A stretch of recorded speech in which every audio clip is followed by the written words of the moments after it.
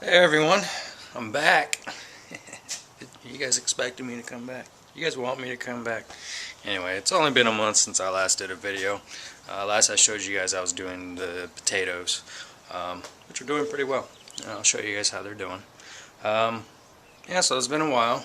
Easter just passed. I threw the Easter party this year, which was fun, except for, one of my guests decided to stand on that very bench right there, but it was out in front in a different location, to take an aerial photo of the dinner table. Anyway, she fell down right when I was on my way over there to tell this 60-year-old woman to get off the fucking bench because I didn't want her to hurt herself. Well, she broke her leg, shattered her ankle, and possibly damage to her knee as well. I mean, it's like, I'm just happy she didn't break a hip, So we had, good old, got to meet the new firefighters, and new station that was built just a couple years ago up the street. They weren't very nice. They even had the cops come because they were making sure that I wasn't at fault, I wasn't the liability in case she wanted to sue. But she was my girlfriend's godmother, so she's not going to sue us. Damn firefighters. Anyway, on to what I'm doing today. So, spring is here. Summer's on the way. It's going to be a while, but it's coming. Just a couple phalaenopsis I have here. Just finished watering them. Giving them a feed for, just nitrogen. A high nitrogen feed for greening, for growth. My pile of wood. Still haven't done my greenhouse. I come up, all the wood I have, it's all oddball pieces, and when I sat down to kind of blueprint it together, it was just a lot of taking this size board and attach it to this other size board just so I can get the right length. Like, it's just half-assing it, so I decided I'm just going to go ahead and buy some new wood, and I have a design in mind that I want to use. I want to do. Artichokes. He's doing fantastic. Look at that puppy. So as you'll see, I don't know if you can see it. There's a lot of little ants running around here. It's alright, it's organic. I don't use any kind of pesticides or any kind of sprays to keep them off. What you do is you just soak them in hot water, completely submerged in hot water, just for, I would say, a good 30 minutes with some salt. It gets them all out of there. Whatever you're not able to get out, when you cook it, they'll come out. It doesn't hurt. And after cooking, I've never found an ant, so I haven't eaten any ants. If I did, I don't care. It's fine with me. So what I'm going to do with that oddball shape size, all different sizes of wood, is I'm just going to cut them all into 3 feet, 3, 3, 3, and just make planter boxes for my new plot on the other side. So this is the old tomato patch. This is usually where I put all my tomatoes. And now look at it. Got the hammock in the middle, got a bunch of straw, a bunch of flowers, mostly marigolds, and one reddish flower. Can't remember the name of it. It starts with a P though. Oh man, the wind keeps blowing my table over. Gerber daisy, and some ranunculus right there. There's a ranuncula, and here's one right here that's knocked over. Keep on losing all my soil. Just stay there. Alright, so here are the chilies. These are all different kinds of chili here. We got jalapenos, we got cayenne, what else we got? Tabasco, a whole bunch of, a couple bell peppers. So, and I pulled up the straw that was covering my strawberries, and my strawberries were completely gone. They just kind of rotted. So my idea of covering them up with straw was not a good idea. It's alright. I can always get some more. More where that came from. So I went ahead and moved my boysenberry over here to this corner. And over on this side, here's the blackberry. It's actually doing pretty good. It's starting to bud up again. it's coming awake. Blackberry, first thing you want to do is right before you start seeing life, like when the stem is brown and then the spring comes, it turns green. You want to feed it right then and there. It has tolerant or has a problem with nitrogen deficiency in the beginning stages. So my herb barrel is doing really well. It's completely full. Look at the time. I haven't seen thyme with that big of leaf ever, really. So this is doing really good. I went ahead and transplanted the sweet peas into pots. I didn't like the grow bag look, so and got some pots, stuck them on in there. I haven't messed with them again because they went into shock when I did that. So let them get re-established, and then I'll start training them upwards.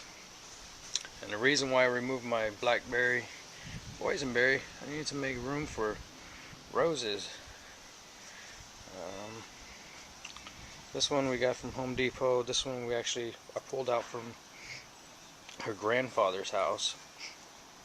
He's been growing roses for years and years, and he has the best roses. So he passed away, so we're going to keep him in the family. There's quite a few more I need to go get, but yeah, running out of space for them. And that's no, this one right there. That's a St. Patrick's Day rose. It's a green, slightly yellow rose. And the grapes are doing well, full of new growth. So that's pretty good, huh? And I can get a couple new shoots down here. So as I mentioned before, these shoots right here, this will be my next year's fruiting canes.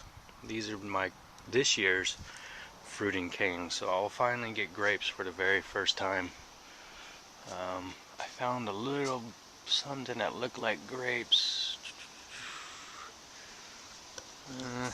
It was just a flower. Alright, on to the next one. So this one is taking a little bit longer. It's waking up. Just got a little bit right there on the tip. That's it. But it's coming along. Oh, there's the bud right there. It's a little hard to see with the sun, huh? And it's coming in though. Got some new canes coming in at the bottom, right there. So that's going to be my next year's fruiting cane. And I also got a fancy little wind chime. This thing is actually solar powered. Has solar panels on it, and this globe lights up at night. And it changes all different colors.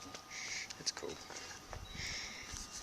So this section I went ahead and moved some of the elephant ears that were growing in this section. Just put them over the back because I want to just fill this section right here with elephant ears, and then in the front just do the succulents.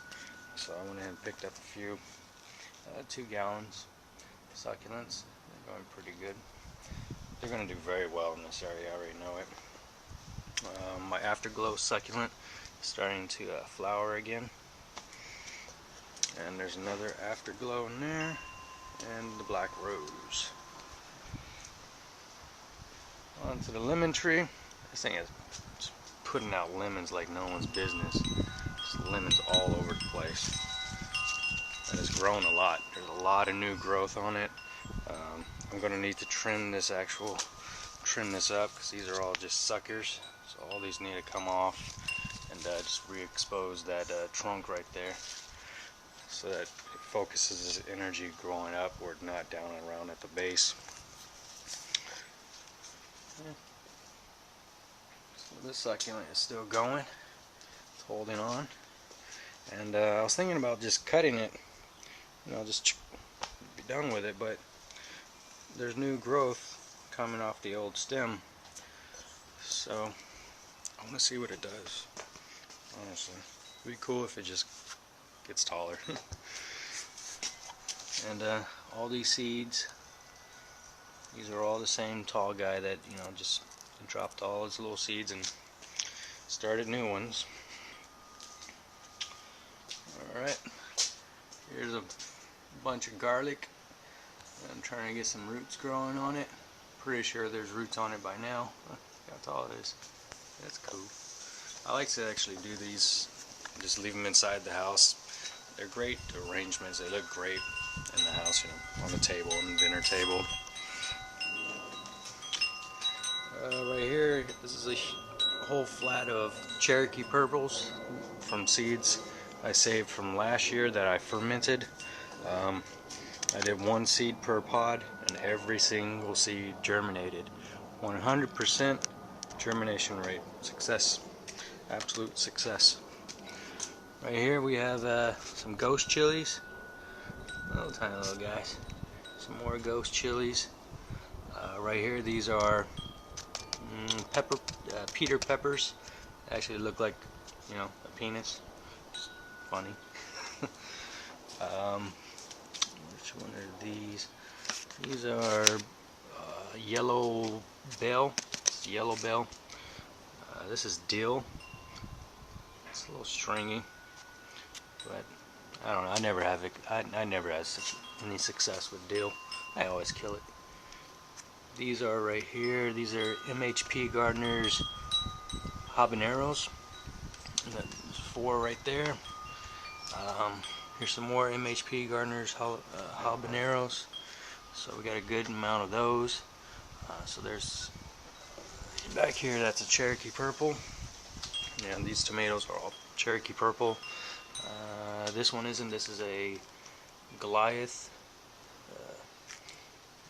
And O is for Virginia Sweet. So the small variation, mostly Cherokee purples. They're really good tomatoes. They're juicy, they're fat, they're cool to look at.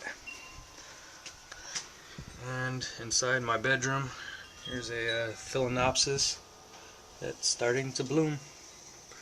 I actually got that from work. Money tree is finally coming back. It was down to 1 leaf. Now it's starting producing new ones. And the Cymbidium that was inside the house that was flowering, I brought it outside. It's no longer flowering, so I went ahead and transplanted it, added some fresh soil, and already getting new bulbs. And that only took just a couple days, so that's pretty cool. Yep, Phalaenopsis. I said the day that I will be able to regrow Phalaenopsis or reflower Phalaenopsis, I can say that I know how to grow orchids. And look, I'm doing it. It's cool. It works. Yeah. So overall, oh, and some more ranunculus. Went ahead and refreshened this little box that I got. Bay leaf tree. Not seeing much new growth. It's still a little slow. The section needs to get more sun. So I'm hoping the sun will eventually shift and the summer will kick in and give this puppy what it needs to grow. So back to the just overall view of the yard. It's pretty cool.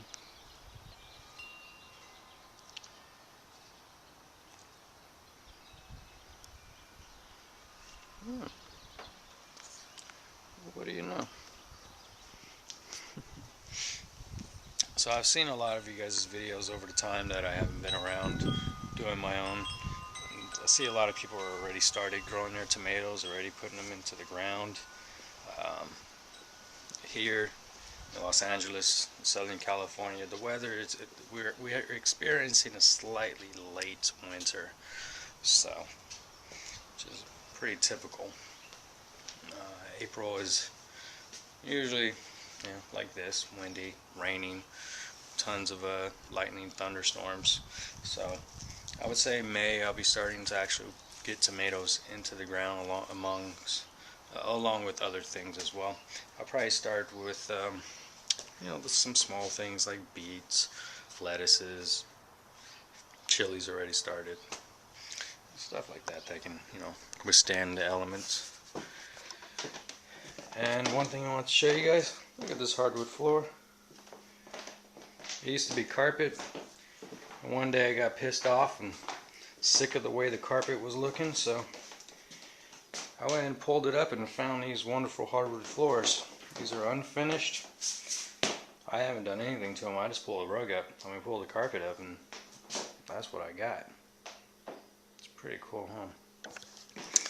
So whenever in doubt, just tear your carpet up. And the cowhide, it's a nice little addition. So, yeah. That's about it. Hardwood floors in here are awful. Look at whoever painted just didn't give a crap. There's a lot of spots I got to clean up in this room. I'm planning just to rent a couple hand sanders. I'm not going to get a big one because I have a feeling that might be veneer. So I don't want to take too much off. Veneer, the only thing you want to sand off is maybe like a 1/16 of an inch. If you can go less, 32nd of an inch or 32 of an inch. So a nice hand sander would be better than the huge, orbital sanders that you walk around like it's like a lawnmower and sand it. You just really can't judge how much you're going to take off, and to have a professional come and do it, it's going to be between $1,000 to $2,000 to get it done. And for such a small spot, I'm not going to spend that much money. It'll take a weekend or two to get it all sanded by him with a hand orbital. So, put a lot of work into getting this place cleaned up for Easter, and spent way too much money. I got some Easter eggs left over. For someone to come and break their fucking leg within 20 minutes of getting here, and she wasn't even drunk. I would understand if she was drunk. She wasn't. So, that's cool. This is starting to come back. This is a tree that I replaced the lemon tree with, so I pulled it out, put this in the exact same pot that the lemon tree came in, and it's doing well. The bees love it, so that's the only reason I decided to actually keep it, because it attracts a lot of bees. And yeah, it's the best lawn I've ever had. If you haven't noticed, it's green. It's very rare for me. On another cool thing. Sorry, I know it's been a while since I did an update, so I'm just going to kind of catch up a little bit. I actually potted the pot into the ground. Planted the pot into the ground. That's cool, huh? So this goes in about 4 inches, 5 inches. Just stuck it in there. Alright, I'm going to stop blabbing and let you guys go. My seed germinating room, complete failure. I had an 80% fail rate, germination rate. Most of my seeds never germinated.